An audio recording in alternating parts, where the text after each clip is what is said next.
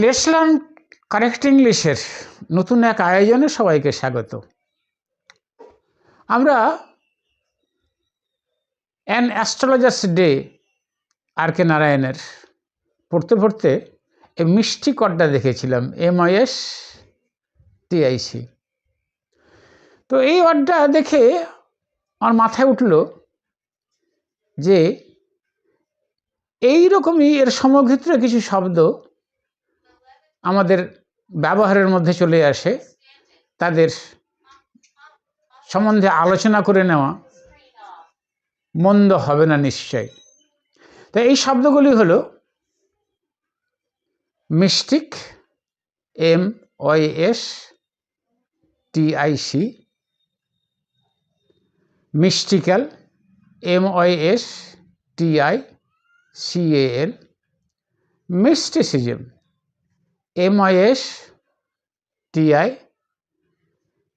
MISTICISM, মিস্টিফাই, MISTIFY, mysterious,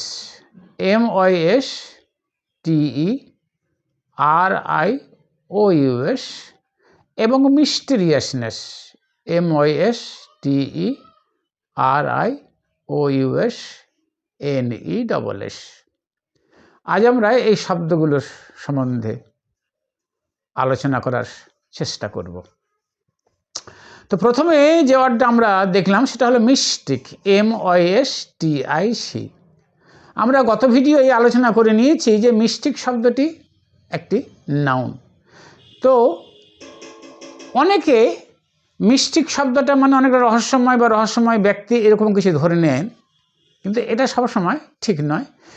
একথা সত্য যে মিস্টিকের সাথে একটা রহস্যের সম্পর্ক আছে বই কি, তবে মিস্টিক হলো সেই ব্যক্তি, mystic is the person who believes that, যে বিশ্বাস করে যে an individual, একটা ব্যক্তি can develop a relationship with the divine powers.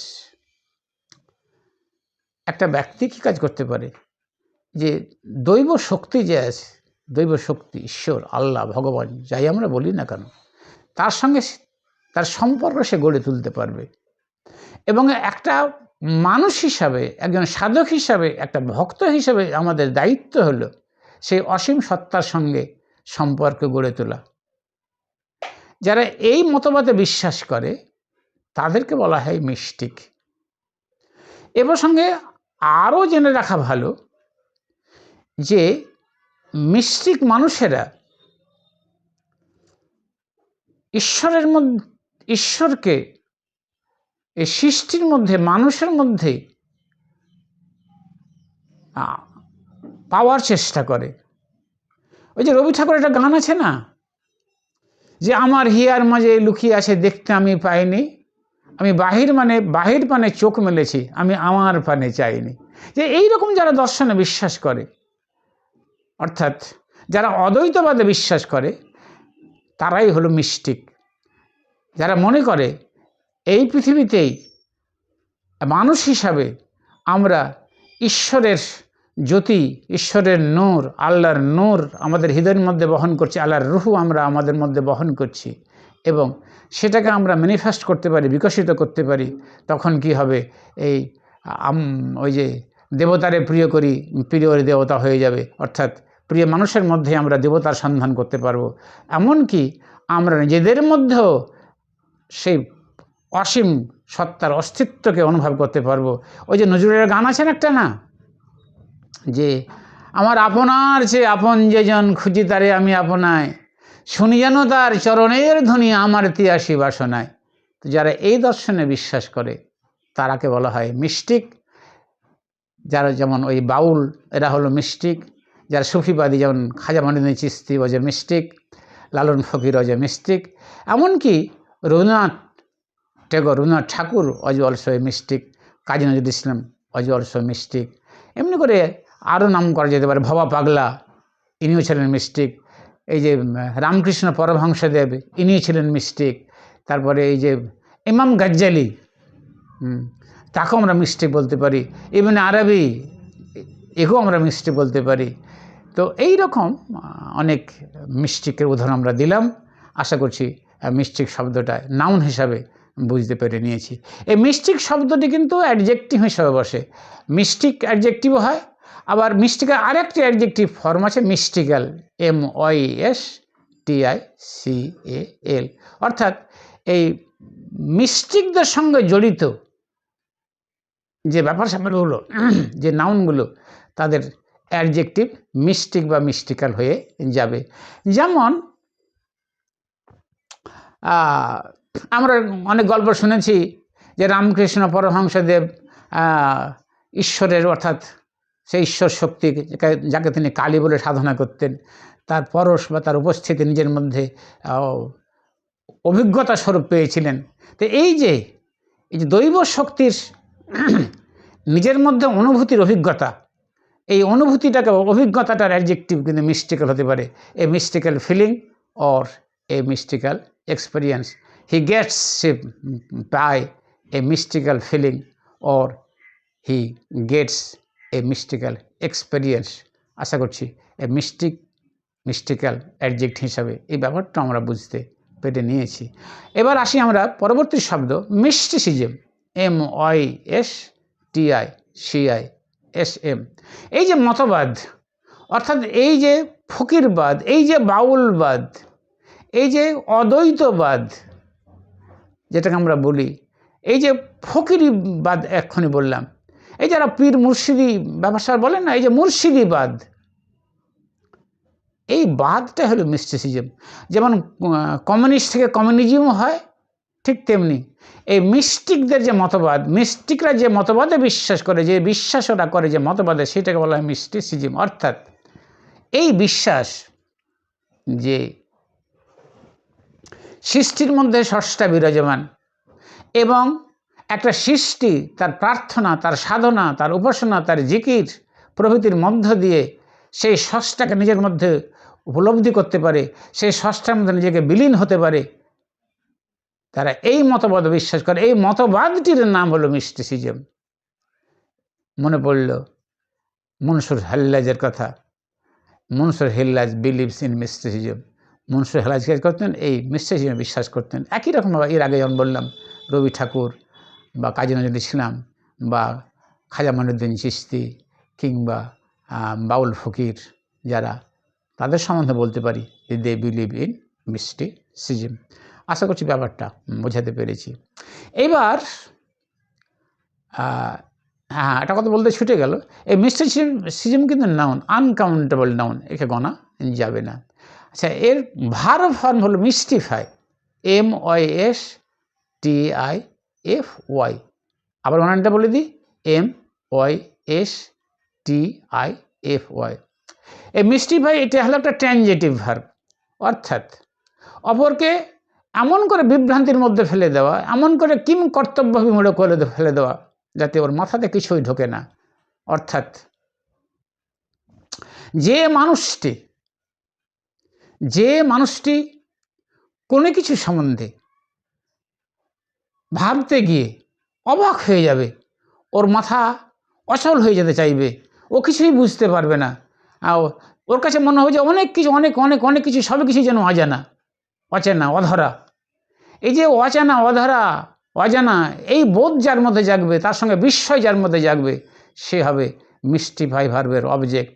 এবং যে ব্যাপারগুলো ওর ভেতরে এই ধারণা, এই বোধ, এই অনুভূতি জাগিয়ে তুলবে, সে হবে তার কর্তা।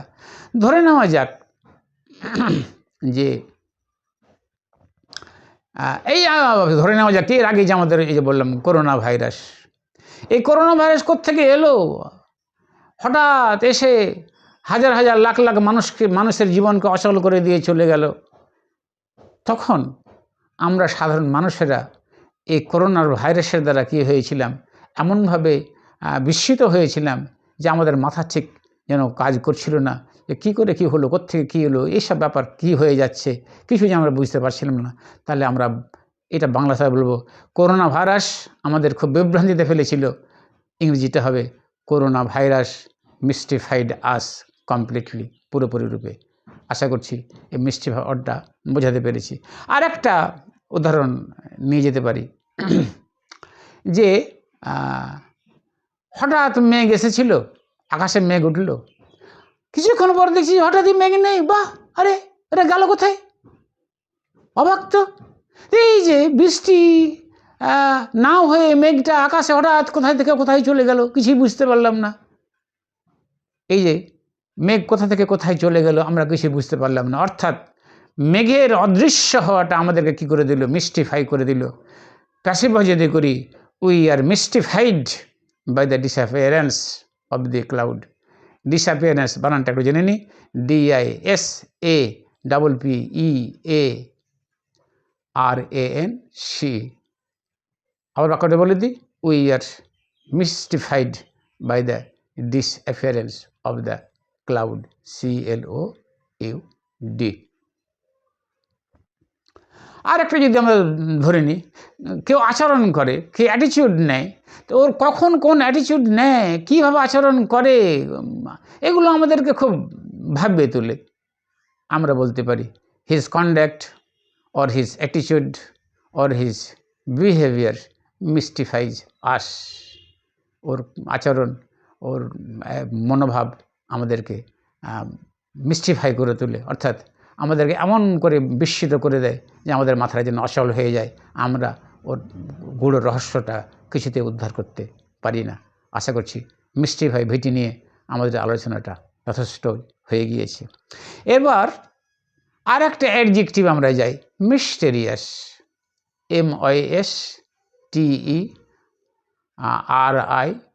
MISTERIOUS, mysterious. তো এই মিস্টেরিয়াস এটা অ্যাডজেক্টিভ, সেটাই অ্যাডজেক্টিভ, সেই নাউনের অ্যাডজেক্টিভ এটা, which is difficult to understand or to explain. যেটাকে ব্যাখ্যা করা, যেটাকে বুঝতে পারা বেশ কঠিন, তারই অ্যাডজেক্টিভ মিস্টেরিয়াস হয়ে যাবে। একটা মানুষ হতে পারে, একটা মানুষকে ঠিক বুঝতে পারি না, ওকে ব্যাখ্যা করতে পারি না, কী ভাবে কী করে, কোনটাতে খুশি হয় কোনটাতে দুঃখিত হয়, কিছুই মাথাতে ওঠে না, তো আমরা বলবো দ্য ম্যান ইজ মিস্টেরিয়াস।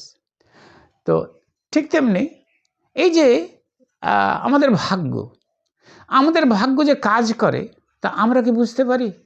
তাহলে আমরা বাংলাটা এইভাবে তো বলবো যে আমাদের ভাগ্য এক রহস্যজনকভাবে কাজ করে, রহস্যজনক পদ্ধতিতে কাজ করে। তার ইংরেজিটা হয়তো এরকমই হবে, আওয়ার ফেট ওয়ার্কস, আমাদের ভাগ্য কাজ করে ইন মিস্টেরিয়াস ওয়েজ।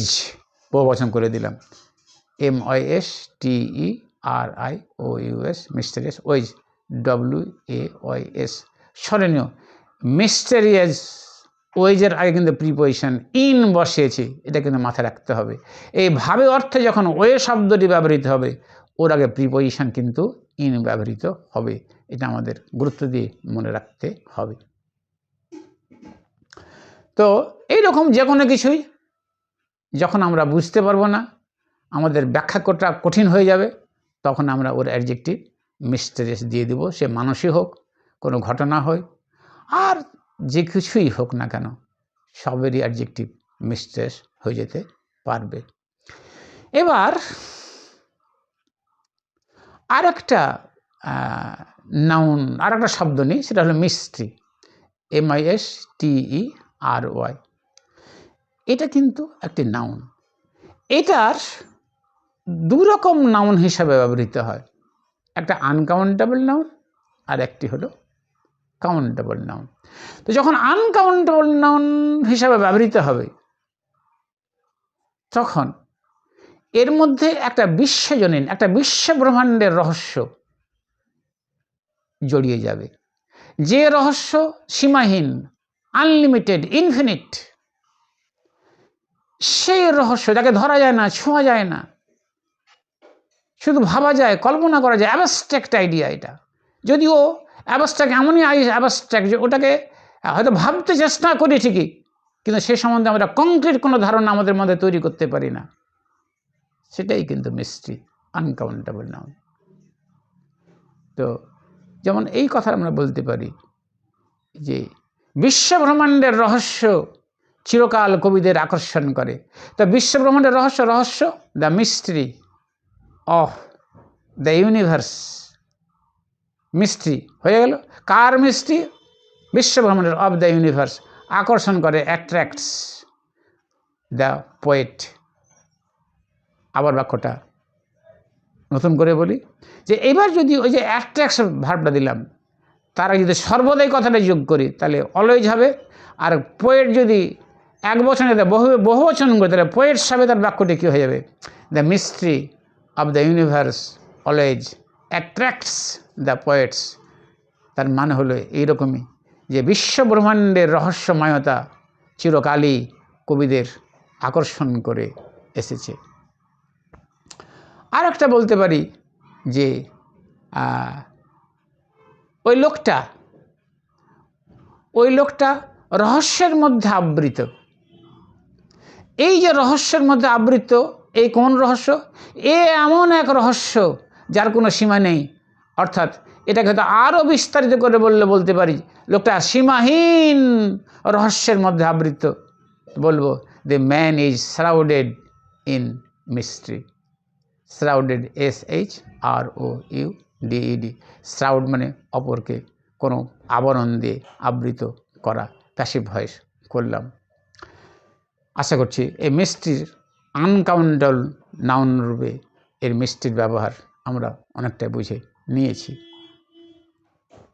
এই মিস্ট্রি শব্দটা আবার অ্যাডজেক্টিভ হিসেবে বসতে পারে, স্মরণীয়। এর আগে কিন্তু আমরা দুটো অ্যাডজেক্টিভ অলরেডি শিখে নিয়েছি, একটা মিস্টেরিয়াস, একটা মিস্টিক্যাল, তিনটে শেখা হয়ে গেছে। এই মিস্ট্রি যে আনকাউন্টেবল নাউন বললাম, এই আনকাউন্টেবল নাউনটাই আবার কখনো অ্যাডজেক্টিভ হিসেবে বসে যেতে পারে। তো কোন নাউনের অ্যাডজেক্টিভ হবে? ওই তো যার সম্বন্ধে জ্ঞান আমাদের নেই বললে হয়, কিংবা থাকলেও অতি স্বল্প, বুঝতে পারা যায় না কি ব্যাপার, না আছে রে বাবুরে। একটা মজার উদাহরণ দিই, যে একজন বাউন্ডেলে বা ভবঘুরে বেড়াতে বেরিয়েছে, ট্যুর করতে বেরিয়েছে, কিন্তু নিজেই জানে না কোথায় যাবে, কোথায় ওর যাত্রা শুরু আর কোথায় যাত্রা শেষ। এই নিরুদ্দেশ যাত্রায় যাবো বাবা, এখানে যাবো, ওখানে যাবো, ওখানে যাবো। তো এই যে ওর ট্যুর, এই ট্যুরের অ্যাডজেক্ট হবে মিস্ট্রি, মিস্ট্রি ট্যুর। তো he has planned a mystery tour. সে কী কাজ করেছে? একটা মিস্ট্রি ট্যুরের পরিকল্পনা করেছে। তো এই যে আমরা এর আগে বললাম করোনা ভাইরাস, এ তো একটা ভাইরাস, সামান্য ভাইরাস, যেটা আমাদের মাথাকে খারাপ করে দিয়েছিল। আমরা বলতে পারি করোনা ভাইরাস ওয়াজ এ মিস্ট্রি ভাইরাস। ঠিক তেমনি করে ক্যান্সারটাকেও কিছুদিন আগে পর্যন্ত ক্যান্সার ওয়াজ এ মিস্ট্রি ডিজিজ। এটাও ঠিক আমরা বুঝাতে পারছিলাম না। এখন যদিও ক্যান্সারটাকে অনেকটা বুঝতে পারা গেছে, যদিও পুরোপুরি জয় করা এখনো যায়নি। তো এমনি একটা মিস্ট্রি ম্যানও বলতে পারি। মিস্ট্রি ম্যান একটা মানুষ যার সম্বন্ধে অল্প স্বল্প কিছু হয়তো জানা, অজানার এই পরিমাণ অনেক বেশি, সে লোকটা বলবো মিস্ট্রি ম্যান। যদি মহিলা হয় মিস্ট্রি ওম্যান। আশা করছি ব্যাপারটা বোঝাতে পেরেছি। এবার মিস্ট্রি সম্বন্ধে আর একটু কথা বলে না ভালো। মিস্ট্রিটা কাউন্টেবল নাউনও হয়। তো এই কাউন্টেবল নাউন হিসাবে মিস্ট্রি কোনো নাউন, যে কোনো নাউন বোঝাতে পারে। ওর শুধু বৈশিষ্ট্যই থাকতে হবে, ওই নাউনটা সম্বন্ধে আমাদের জ্ঞান খুবই সীমিত, ওর ব্যাখ্যা করার ক্ষমতা আমাদের খুবই সীমিত, ওকে বুঝতে পারার ক্ষমতা আমাদের খুবই সীমিত। তো ওই মানুষটাকে আমরা কী কাজ করব? মিস্ট্রি রূপে চিহ্নিত করে দেব। ধরে নেওয়া যাক যে কি বলি, ধরে নেওয়া যাক একটা লোক, তার নাম ধরে নিলাম বিমল। তো বিমলবাবু এমনই যে ওর সম্বন্ধে কোনো তথ্যই আমাদের কাছে নেই। তো পুরোপুরি অচেনা, খানিকটা অচেনা তো নয়, চিনি হয়তো, কিন্তু ওর সম্বন্ধে কোনো তথ্য নেই, ওকে বুঝতে পারা খুব কঠিন, ওকে ব্যাখ্যা করা খুব কঠিন। তা আমরা এটা বলবো, আমি যদি বাংলাটা এইভাবে বলি যে বিমলবাবু আমার কাছে পুরোপুরি একটা রহস্য, আমরা ইংরেজিটা এরকম করব, বিমলবাবু is a total mystery to me, অথবা বিমলবাবু is a complete mystery to me. আশা করছি এই কাউন্টেবল নাউন হিসাবে মিস্ট্রির ব্যবহারটাও আমরা জেনে নিলাম। এবার আর একটি নাউন আমাদের জানা বাকি, সেটা হলো মিস্টিরিয়াসনেস।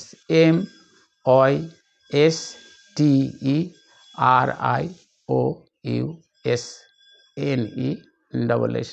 এটা কিন্তু ওই আনকাউন্টেবল নাউন যে আমরা দেখেছিলাম মিস্ট্রি, ওই আনকাউন্টেবল নাউন হিসাবে মিস্ট্রির একটা বিপরীত ধর্মী অনেকটা শব্দ। তো মিস্ট্রি যখন আনকাউন্টেবল নাউন, আমরা এর আগে লক্ষ্য করলাম ওর একটা বিশ্বজনীন আবেদন আছে, ওর একটা আনলিমিটেডনেস আছে ওর মধ্যে। তো এখানে এই মিস্টেরিয়াস শব্দটি কিন্তু ওই আনলিমিটেডনেস ব্যাপারটির সঙ্গে জড়িত নয়। মিস্টেরিয়াসনেস শব্দটি হলো, যাকে আমরা বাস্তব জীবনে দেখছি, কোনো ব্যক্তি বিশেষ বা কোনো ইংরেজিতে বলা যেতে পারে an individual person or an individual thing. এই যে আমাদের ধরাছোঁয়ার মধ্যে থাকা কোনো মানুষ বা কোনো জিনিস, তার সম্বন্ধে যেন আমাদের জ্ঞানের স্বল্পতা থাকবে। ওর সম্বন্ধে যতটা আমাদের জানতে ইচ্ছা করছে, আমরা জানতে যখন পারবো না, তখন একে ঘিরে যে রহস্যময়তা, সেই রহস্যময়তা ইংরেজিতে হবে মিস্টিরিয়াসনেস। যেমন ধরে নেওয়া যাক যে একটা লোক আচরণ করে, জীবনযাপন করে, তো ওর জীবনযাপনের অনেকাংশটা আমাদের অজানা। ওর কাছে বলতে চাইলেও ও বলতে পারে না, কিংবা আমরা জানতে চাইলেও ও আমাদেরকে জানায় না, অনেক কিছু রহস্য গোপন করে রেখে দেয়। তা আমরা বলে দেব যে the man leads a life of mysteriousness. ওই লোকটা লিডস, যাপন করে এ লাইফ, একটা জীবন অফ মিস্টেরিয়াসনেস। এই এমন একটা জীবন যার সম্বন্ধে জ্ঞান অর্জন আমাদের সম্ভব হয় না। ওটা সসীম, চোখে রাত দিন ওকে আমরা দেখছি তবু বুঝতে পারছি না। এই জন্য এখানে মিস্ট্রিয়াস শব্দটা বসানো গেল না, মিস্টেরিয়াসনেস শব্দটি আমাদের বসাতে হলো। আচ্ছা, আর একটা উদাহরণ নিতে পারি আমরা, যে ধরে নেওয়া যাক একটা মানুষ সম্বন্ধে আমাদের জানতে চাওয়ার খুব আগ্রহ আছে, যে ও কী করে, কী খায়, কেমন করে চলাফেরা করে। কিন্তু ওর সম্বন্ধে যে জানে, ও আমাদের কিছুই জানতে দেয় না। মানে কিছু নয়, হয়তো ভুল বললাম, অল্প স্বল্প বলে, অনেক কিছু ঢেকে রেখে দেয়, গোপন রেখে দেয়, বলতে চায় না। তো ওই একটা কথা আছে না, যারে আমরা ওই কী কথা যেন বলে, যারে আমি চোখে দেখিনি কি আর আমি গল্প শুনেছি, ব্যাপারটা এরকমই। ওকে চোখে দেখিনি, কিন্তু গল্প অনেক শুনেছি। গল্প ওকে শুনে অনেক প্রশ্ন অজানাই থেকে গিয়েছে। যে আমাদের গল্পটা শুনিয়েছে, ও কিন্তু পুরোপুরি ওর কাহিনী আমাদেরকে শোনায়নি। তো আমাদের ধারণাটা কী হবে, যে বলতে চেয়ে বলছে না, অনেক গোপন করে রেখে দিচ্ছে। তো গল্পটা শুনে আমাদের মনে হবে যে ওই লোকটা, ওই ব্যক্তিটা কি আছে, বিরাট মজাদার মানুষ আছে। তো আমরা কি বলবো, যে কিন্তু যে শেষ পর্যন্ত দেখা গেল, যখন ওর সঙ্গে দেখা হলো আর কি, যে না, অত ও মজাদার লোক নয়, আর 5টা সাধারণ মানুষের মতো ওই একটা মানুষ। তাহলে ইংরেজিটা এরকম আমি করবো, যে আই এক্সপেক্টেড সামওয়ান, আবার বলি, I expected someone very amazing from his mysteriousness about him, but he proves to be very ordinary. মানেটা এরকম হলো, আই এক্সপেক্টস, আমি প্রত্যাশা করেছিলাম, সামওয়ান, কোন একজন মানুষ, যে ভেরি অ্যামেজিং, সে খুবই একটা মজাদার হয়ে যাবে। বাট কোত্থেকে, ফ্রম হিজ মিস্টেরিয়াসনেস। আবার বাক্যটা রিপিট করছি, I expects someone very amazing. আমি প্রত্যাশা করি যে ও কেমন একটা মানুষ হবে, খুব অ্যামেজিং হবে। কেন প্রত্যাশা করেছিলাম, ফ্রম হিজ মিস্টেরিয়াসনেস। কেন, ওই ব্যাপারটা ও ঢাক করে বলেছে, স্পষ্ট করে ওর সম্বন্ধে তথ্য দিচ্ছে না, from his mysterious about him, তার সম্বন্ধে। But he proves to be very ordinary, কিন্তু বাস্তবে দেখা গেল সে হলো খুবই একজন সাধারণ আশা করছি এই মিস্টেরিয়াসনেস শব্দটিও বোঝাতে পেরেছি। আলোচনা আজকের মতো শেষ। অসুবিধা হলে কমেন্ট সেকশনে মন্তব্য করবেন। আবার আগামী দিনে দেখা হবে নতুন কোনো ভিডিওতে, নতুন কোনো আলোচ্য বিষয় নিয়ে। ধন্যবাদ।